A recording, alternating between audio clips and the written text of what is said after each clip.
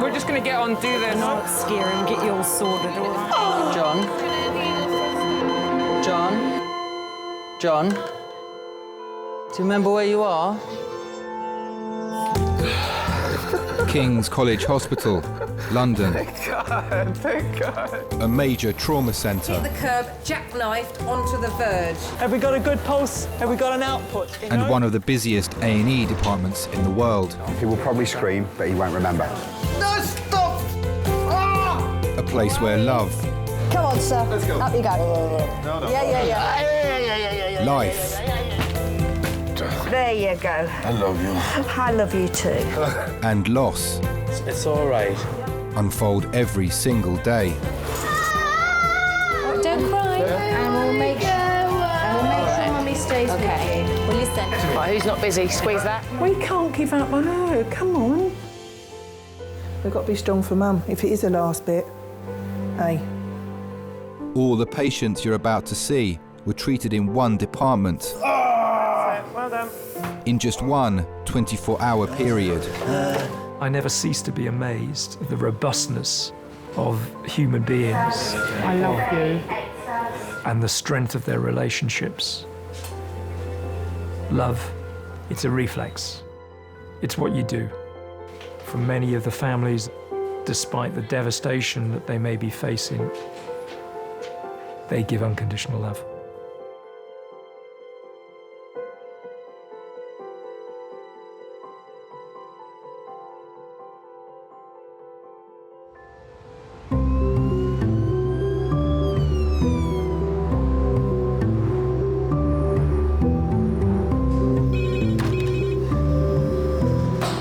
Good morning, A&E, Michael speaking. Hello? No, this is accident emergency. Okay.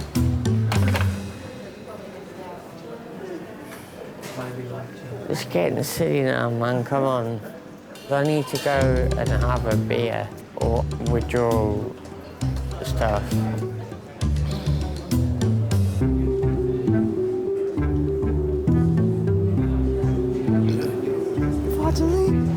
The t-shirt.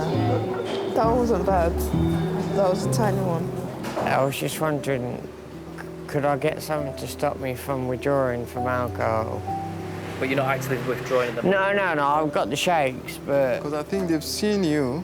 The doctor doesn't think you need any of those. Medically, you're fine. Yeah. Until you show symptoms, they won't give you anything. Okay, I'll just go back that way.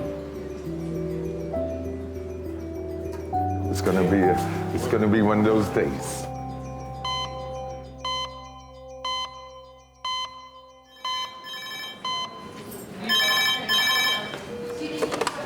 Any resource King's College Hospital. That's lovely. Thank you. Bye. Fitting.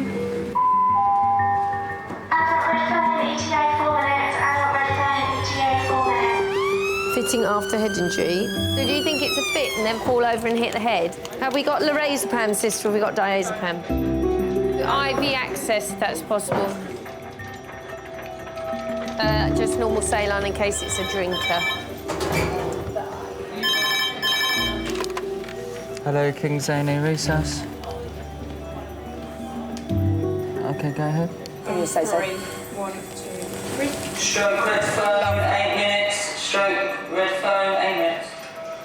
If you imagine your brain's entrapped in this shell, from a head injury point of view, if you bang your head, it's been shaken quite vigorously. So you're going to be confused, disorientated, and then you've opened your eyes, you don't know any of your surroundings. Hello, Elaine.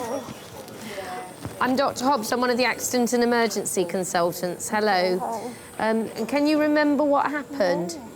OK. Now, listen, we're going to have to pop a little line in your arm and take some blood. Imagine how scary and frightening that must be. You all right there, John? Can you hear me okay? Yeah. Do you know where you are yet? No. Do you know who I am? No. You're in the hospital now, John. You need a pet sign? I've fallen down the stairs at a tube station and woke up to a doctor who I knew, shaking my leg, saying, you know who I am, you know who I am. And I said, I don't know who you are. I don't know where I am. Where am I? 1, 2, 3. And I was petrified. There wasn't a friend in sight. There wasn't a face I knew. I'd never been so scared in my life. I was petrified. En route, he was quite absent en route, and since the he has no idea where he is, who he is, what he's doing, anything. Okay. Can you tell me your name? Good old shakes. John. Come back John. once he came back. Yeah, Do you know where you are right now? No. You're in King's College Hospital. So I know and imagine what these people are going through in their heads. He has got complete right side of weakness. He's got no sensation down his right arm. He's got sensation in his right leg, but no sensation in his left arm. Do you know why you've come here today? No. No, okay. You went to St Thomas's Hospital. You showed signs of a right-sided weakness. So they're querying whether you may have had like a little stroke or something, okay? Now, we're a specialist centre for that, so that's why they've sent you here, so we can get a scan of your head, and if it does show that you've had a stroke, then we have a sort of clot-busting drug to clear that blockage, yeah? And try and get you back to normal again. Are you allergic to anything? Just work. Work. I think I might agree with you on that one.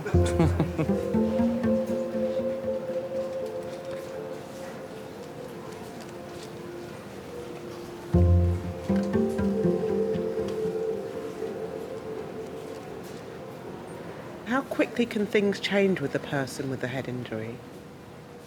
Within a click of a finger. You could be asking them their name, and then they could be fitting, next minute they're unconscious, next minute they could be dead. So very, very, very quickly.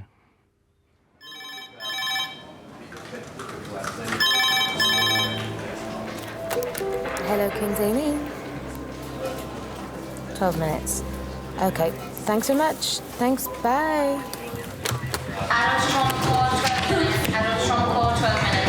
Who have we got? I think we have an orthopod. I think we have a surgeon. All we know is that he's a pedestrian hit by a motorbike, so we need to make a quick assessment. So does everybody know what they're doing? Should we go in 7? Yeah. Is that all right? Katrina, we'll pop this next one in your room. Okay, so I have a call to the strike, 20 Ceresis by 7, call to the strike, 20 Ceresis, thank you. We're not going to have a good day, are we? All we know is that he's a pedestrian hit by a motorbike, so... Oh, they're here? Yeah.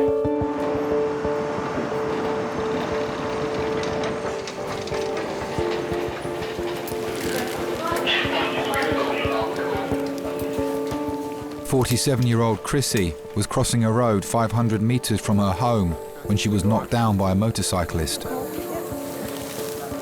Okay, this is Chrissy, she's a 47-year-old female, hit approximately an hour and 15 minutes ago, left-hand side impact with motorcycle RTC. Querying her loss of consciousness, she doesn't remember the incidental. She's got impact on the left-hand side of the face, she's got all just swelling to the left-hand side. We'll wrap you all up in a minute, okay? We just need to get some clothes off, okay, lovely? The A is clear for her central. Concussion is equal. The left side of Chrissy's face took the force of the impact. The main concern is potential bleeding behind the eye or in the brain. Okay. Coming up, and he's going to try and lighten your eyes, okay? Pupils 3mm both reacting, no regular medication. Doing really well. Chrissy, got a concussion, my love, and a little bruise in your brain. Okay, we're going to scan your head. Do we need to ring anybody? Depends how long I'm going to be here, maybe. You got some details of ringing anybody? No. Do you have any details of... I've only got the female's details. She's got a mobile phone, but it's obviously coded. Coded. So I can't get into that. We believe her husband to be Tim Fenner. Is there any chance you can try and track down a number for him? Because her memory's a bit okay, no stuck at the moment. Chrissy, is there any pain there? And your neck. Here. Here. A little bit there. So maybe a bit in C7. Yeah, all right, I'm at this RTA shooter seal. I've got the casualty up at King's. I've got a name and a date of birth, and we're desperately trying to find the next of kin contact number. I was coming back from the garage where I'd got the car. I'd taken the car in to have some work done that morning, and the traffic was just stacked up all the way down the hill, and I was like cursing and swearing because I couldn't get home. So we make sure we take a vomit bowl. Of course, I got stuck in the traffic jam that her accident had caused. First thing I knew was sort of coming in and the phone ringing. And then I've got this guy from the Metropolitan Police telling me that, you know, my wife's been involved in an accident and I need to get to King's College as soon as possible. OK, my love, what we're going to do now is we're going to move you onto the CT scanner. You just fly there, and the scanner does the scanning, OK? Sorry, sweetie. It was 20-odd years ago. We started going out together. Ready, brace, roll. Slide. We didn't work in the same office as such, but on the same floor. I'm pretty certain it was almost love at first sight. So, sounds a bit corny, doesn't it? But there was an instant attraction in that sort of warmth of her face and the glow that she seemed to give off. And within a matter of weeks, I'd sort of proposed to her and said, well, you know, why don't we sort of make it a go of, you know, a proper go of things and get married, so. She's got a head injury. She's got a head injury. She's got quite a bad bruise around her eye. She's got a black eye here and a little laceration. I think I felt some gravel here, but we haven't really examined her scalp with the collar off, if you see what around the back of. But there's no huge big hematoma there. It's all here. I suspect she may have some facial fractures because she's vomited blood en route. But she's very, very sort of drowsy and amnesic. At the GCS-14. 2 hours after the accident, there's the police there. There's still the tape up and everything. And this police constable was sort of more or less gesturing that I couldn't go through. And I'm like, well, you know, I said, well, the accident's actually my wife that was involved in the accident. So I suppose I didn't really ask any questions because I didn't really want to know in a way. I was just focused on the idea of getting to the hospital.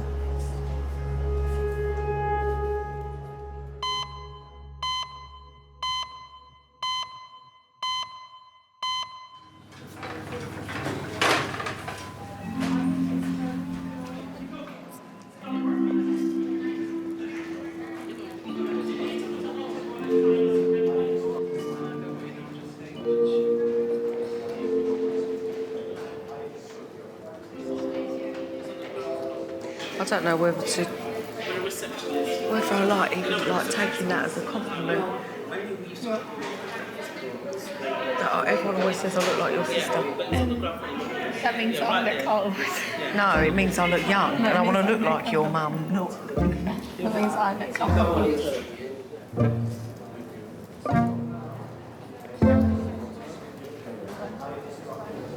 That wasn't me. Lacey as well thought he was 19. Who did? Lacey was 19. Her mum thought I was 19. So that's embarrassing, Roxanne. She showed her mum a picture back from my birthday and that, and then she was like, how old do you think that girl is? And then she was like, about 19. Roxanne, that's embarrassing more than anything. Hello?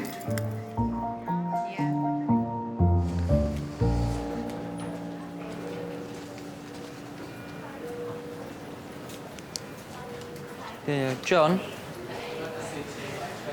John? John? You all right there?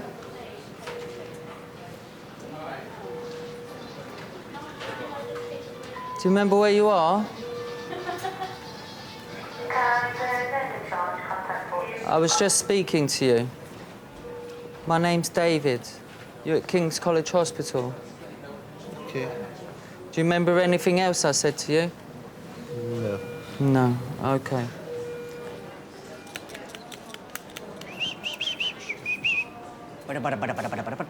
Somebody sounds happy. Are we ready to rock and roll?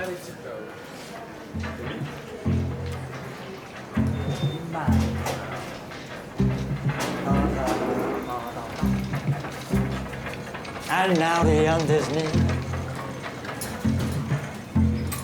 I must see your face, the final curtain. Yeah, you got it, my friends. You got it. You got it. They did it my way.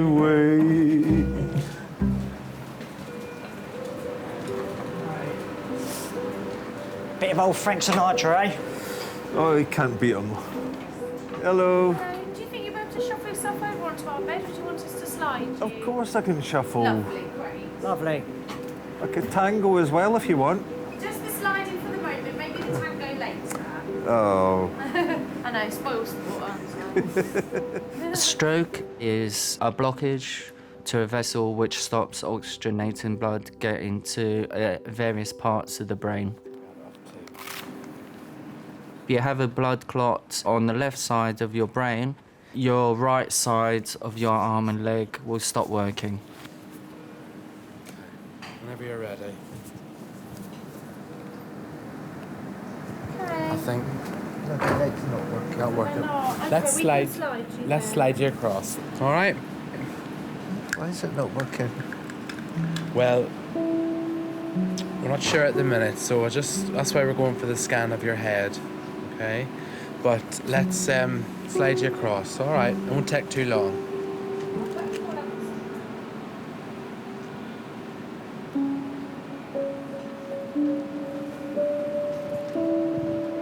Don't worry, we'll slide you across, John. John. Oh, hold on. Don't want you to.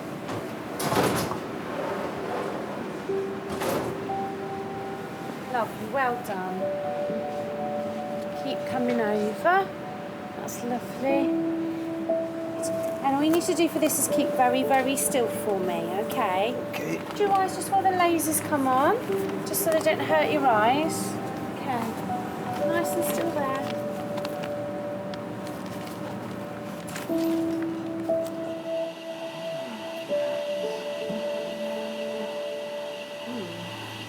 Maybe the operation for a cyst.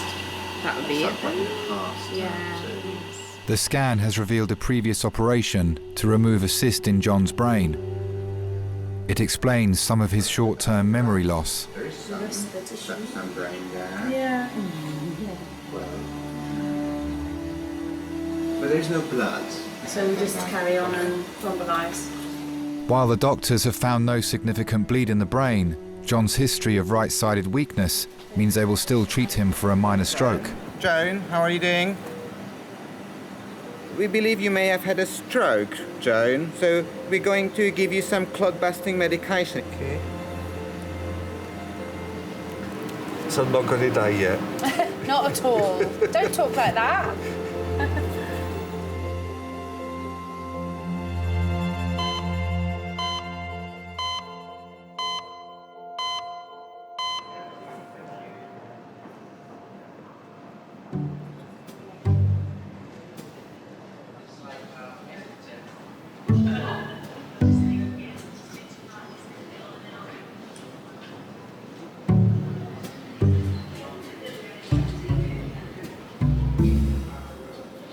I swear I blink about 1,000,000 times a minute when I'm tired. You always blink. I know.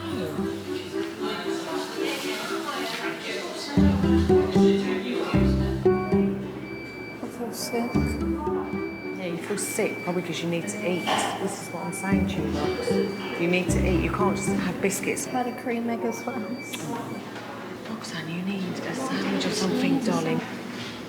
Shall I quickly nip round then?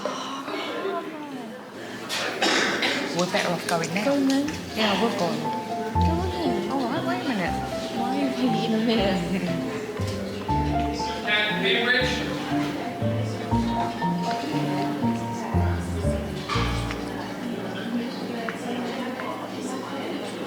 OK, I'm going to go. Right, what do you want?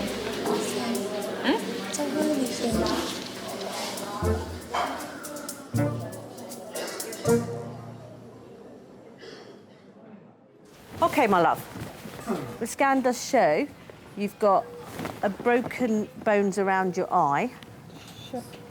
That's OK, they get better. And you've got a little fracture in your skull, OK? So you've obviously, when you landed, just landed front here. These things will fix. That's why you feel terrible, why you're vomiting some blood. The scan shows that you haven't got anything wrong with your brain, so that's good. But you probably do have a bit of a concussion. So you're definitely going to be with us for today in hospital.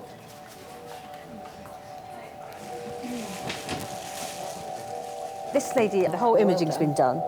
Spiros here is her trauma fellows, just making the phone calls to Neuro and Max Fax as we speak.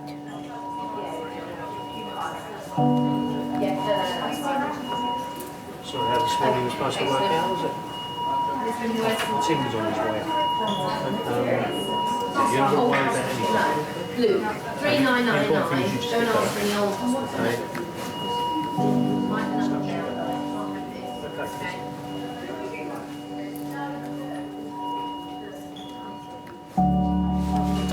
It's a significant accident, and like she does not. Your mother walking past would say she doesn't look right. Yeah.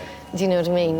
It's not life-threatening, it may be life-changing. When people have severe head injuries, they can have epileptic fits, they can have character changes, particularly the frontal ones. The truth is, you're not necessarily back to normal again once you've had a serious head injury. You can affect blood flow to particularly the frontal cortex, where our personality comes from, and our personalities change.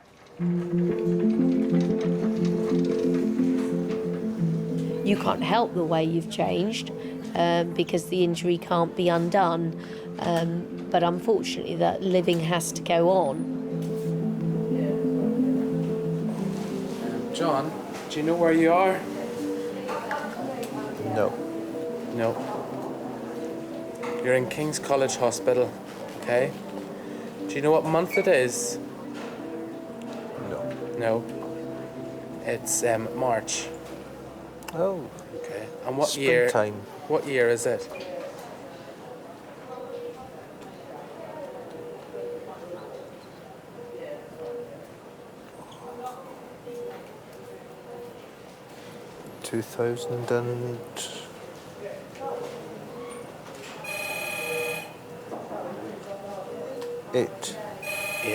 It's 2012. No. No, it is 2012. Okay. All right, all right.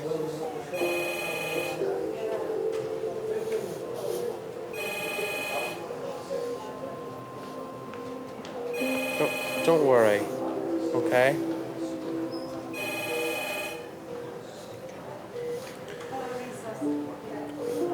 Gonna have to shine light into your eyes as well. Sorry, what's that? The tissues over there. Oh, right. Got some tissues here. It's all right.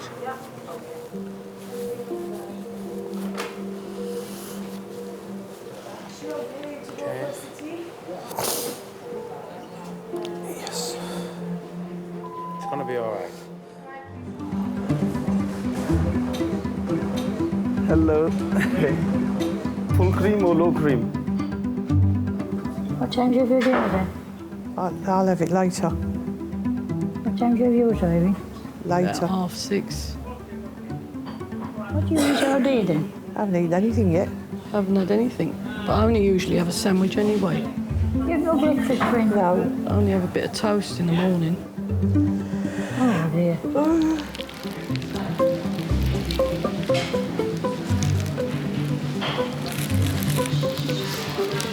Picnic in A&E waiting room.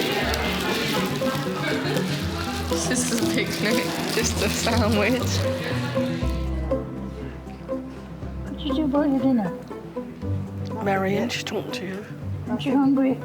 A bit. I'll survive. Are you hungry? A bit peckish. Why life? Huh? What's it like?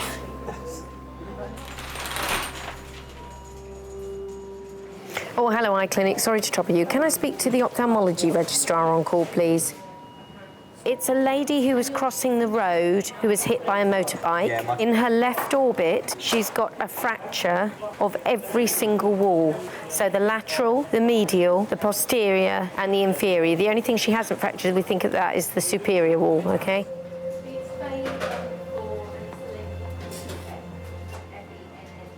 I met Tim when I was 21. He was just very, very good looking. It was just wow. And we were engaged within 3 weeks. 3 weeks before the wedding, I turned around to him and said, sorry, don't want to marry you. To Tim, because I said those words, you know, I don't want to marry you, he just sort of switched off. For me, I thought he was just moving out to just think and get, you know, just get himself together, and that he was, you know, gonna come back, and then we'd ever talk about it, but he never did. Hello, Mr. Fenner. I'm Dr. Hobbs. I'm one of the emergency medicine consultants. Your wife is able to speak to you in there, but she has had a head injury. I don't need you to do anything apart from sit there and hold her hand. And then about 4 years ago, I wrote to him and I said, you know, would you want to get in touch and so we could just sort of have some closure, because you just disappeared and there was no closure, and for me it just was left hanging for over 20 years. She'll be better for seeing you. Yeah.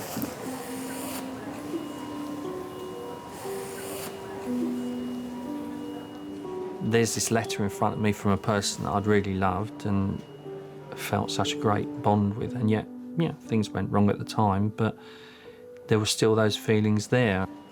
I actually sat on that letter for about a month thinking about things, and I got to the point where I thought, well, what have I got to lose? There is no bleed as such in her brain, right? Where's the blood at the moment coming from? And it's just like a bit of sort of tissue or swelling, blood swelling from all the soft tissues and the muscles that surround the eye, and it's in its socket. We didn't plan anything, it just happened. It was like doors opened and you had the choice. You either go through the door or you don't go through the door, and it was just the universe paving the way for us. To us, it was like getting a second chance. It was like, you know, look, we messed up the first time. You know, we shouldn't have broken up. And it just felt like the universe was giving us a second chance. And I suppose I felt an overwhelming sense of, you know, I'm home, I suppose, in a lot of ways.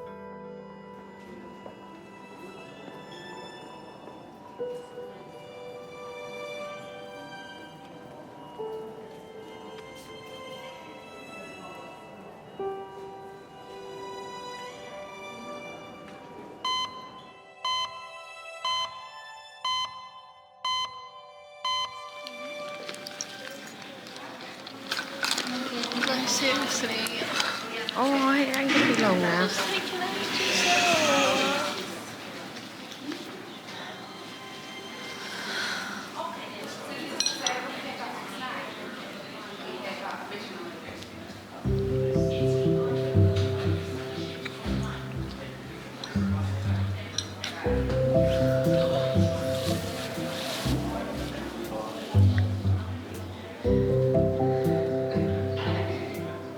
What have we got to wait for now? For him to arrange the scan. A scan or an X-ray? A scan. That's where they put the jelly on, isn't it? I think so, yeah. Like a baby scan. Yeah. They put the jelly on to scan it. What did I wait for? Jelly and custard. Very funny. What time do I get me dinner? We don't get it won't here. be long now. Won't be long. Hey? Try and get you a cup of tea in a minute. We've got to wait for them to do the X-ray of your Just foot. waiting to go down for an X-ray. I don't wait all the time for my dinner. No, we'll get you something, Mum, because... Then you can have your dinner when you go home. Yeah, but by the time she waits... We've got to wait till I go home from your dinner. I think so, yeah, but we'll get you something to keep you going. Do I get my dinner here? No, you... God, just tell her yes, you do. Yeah, in a minute, yeah. They're cooking it now. And I get my dinner? Yeah, they're cooking it for you. What would you... He's going to ask you what you'd like. What would you like for dinner?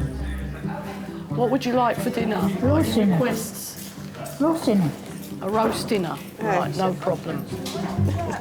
Oh, you got to go and buy it somewhere? No, they're going to do it for us after that. You can't eat before the scan. You're not allowed to eat before the scan.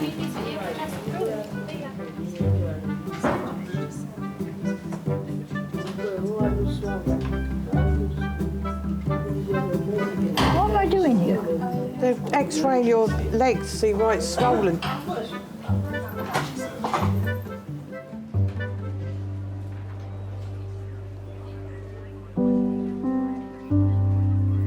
"22-year-old Benedict is back at King's. He's been drinking.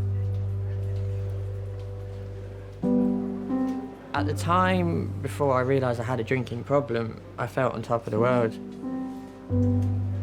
I felt amazing. I thought, you know, this is great. This is all I wanted to ever do is just, you know, drink. At the peak of my alcoholism, my worst, like I would say I was drinking basically anything as quick, as cheap as I can to be obliterated, to block out reality.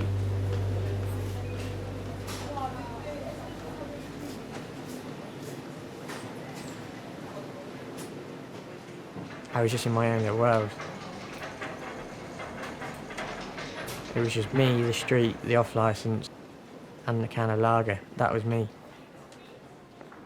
How much do you normally drink a day? About 74 units. About how many? 74 units. 74? Yeah. A day? In one day? Wow. And what in the cider, is it just cider? Cider, yeah.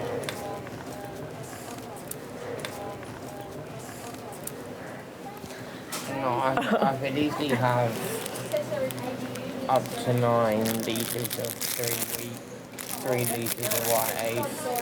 Wow. 9% cider. 9%, yeah.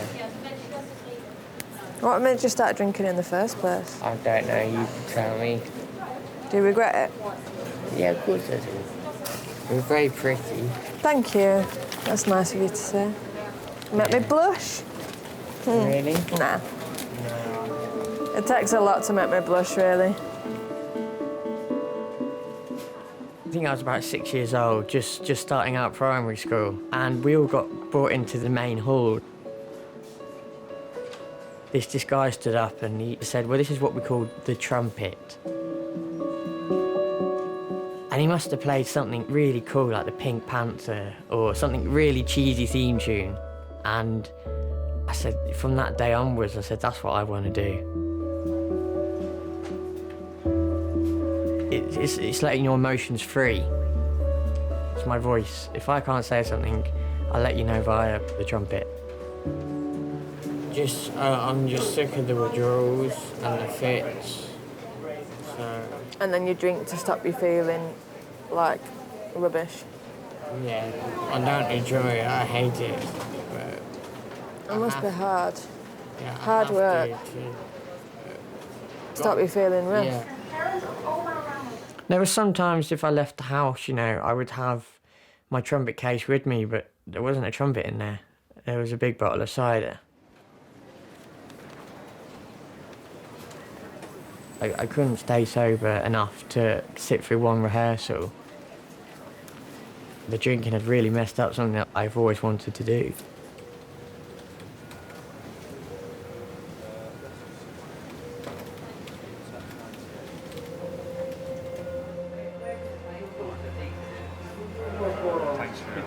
Yeah, I had a chat with her earlier, so she's got more groggy now. I wish her a speedy recovery. Okay. Yeah, okay. right. No worries, Tim. All right. Thank you. Thanks. Bye. It is a marathon, it's not a sprint. Long after the hospital has discharged them, the process of getting well may still be going on, and it's the relatives who carry the burden of that. First floor of Jamie Wing. Jamie, all right, you go and we'll meet you there. It will affect a relationship between a husband and wife, a relationship between the parents and the children, or even between the children. They will carry the weight of that burden for years to come, probably a lifetime. I suffer from severe withdrawal from alcohol. The nurse said, I can't give you a fag. There we go, so a lot worse off than I am. Another one? Yeah.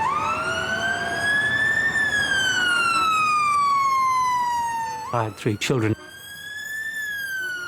Simon is very political, which I enjoyed. Emily went to my college and did English and drama, and I love English. And Benedict took up the music, and of course that was my first love and first profession. I'll see you in a sec. I'm very proud of Benedict. Taking the lead in Tchaikovsky 4 or Bruckner 4, I mean, at one end of the spectrum, or hearing him playing a trumpet concerto from memory. But when somebody that you've brought up and been proud of is an alcoholic, I think there aren't enough words really to describe the intense sorrow and pain that one can feel. It's a disease which just, it's like, in a sense, it's like cancer or you know, MS. It doesn't matter who you are, where you live, how rich you are, how powerful you are, whether you have one parent or no parents, whether you're in prison or whether you're a high court. It just grabs you, and I think there isn't. I don't think there is a stereotype. It can happen to anybody at any time. No.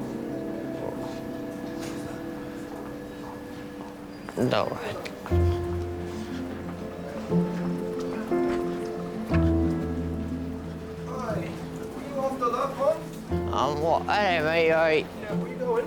I've got a bed. You got a bed where? I don't know. Wait. Yeah. Come here. Yeah. Quick. Yeah. Is it? Yeah. Yeah. Put it away. Yeah. Sorry. Yeah. Right, let's just get him back to his walking back slowly. Yeah? Yeah. Walking back. Is it easy? Don't need a chair. No. You're gonna fall, mate. Yeah.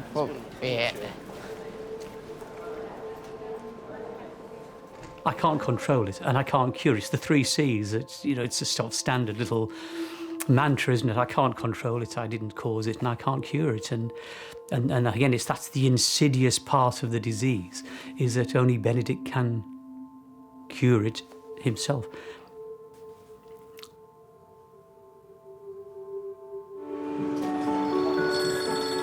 Hello? There's no blood clot. Oh, and everything's all right. Oh, so where are you now? On your way back? All right, see you in a minute. Bye. Show me the pictures you took in Great Yarmouth that you said you had on your phone. No, on the camera. Oh, was it? Take Annie on the phone. We're never going to see them then. No, I didn't take Annie on the phone there. So she's okay, there's no clot? No clot.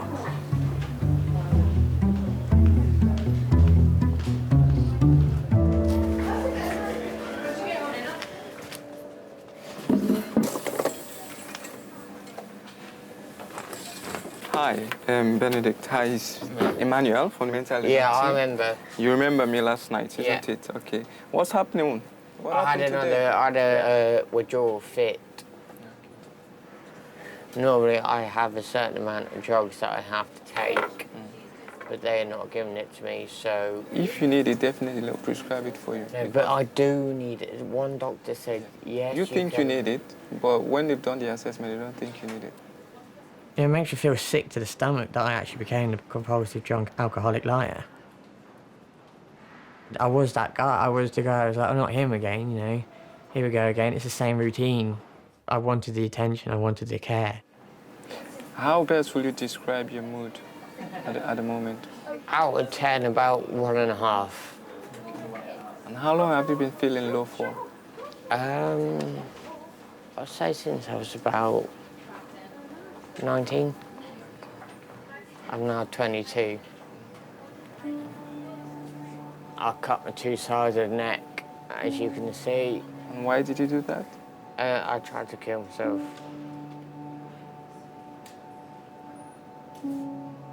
I was going to go for here, but I didn't have the balls to do it, so...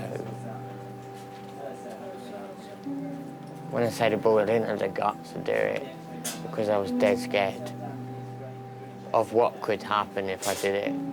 So. There have been many times when I've said to myself and to others, something has to happen here. This cannot go on. Do I kick him out on the street? Do I spend thousands in a private rehab? I cannot handle this anymore. Do you still feel like you want to hurt yourself? No, not at the moment, no. I just want to have a beer. Because I know that's the one that's going to stop me from feeling the way I feel. You know what I mean? Why haven't you kicked him out? Why do you think you haven't? I love him too much.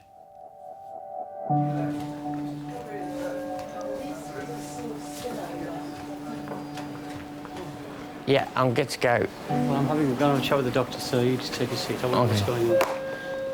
I'm not going to see him on a park bench or drinking with the winos down the street corner. I'd rather have him here unconscious than allow that to happen. At least when he's here, I know that there'll be a solution. Your bloods are all completely normal. So your liver function's absolutely fine at the moment. Don't think for a minute that means if you keep drinking like this, it'll stay fine, because you won't. Yeah. Not at all, but at the moment it's fine. Okay. Thank you very much for your time. Okay. All right, take care. Thank you. Bye-bye. He doesn't need to apologise. He doesn't need to explain. Because when he's not drinking, he's my son again, and we just move on. I forgive him. Full stop. He doesn't even have to say sorry.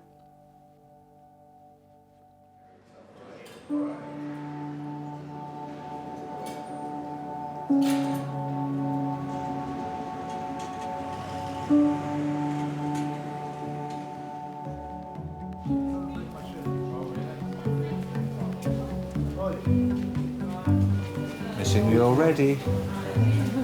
Bye.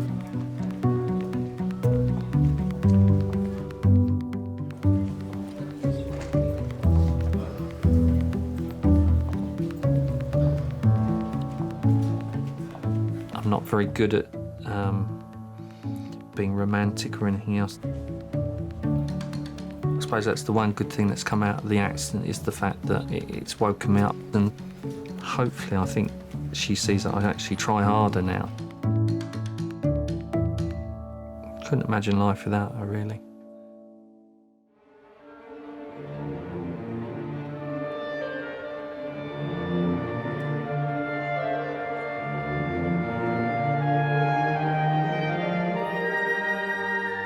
I went through a detox program straight from King's. I was there for 3 days. It wasn't easy, obviously, because I was the youngest there by about 30 years. But I did it.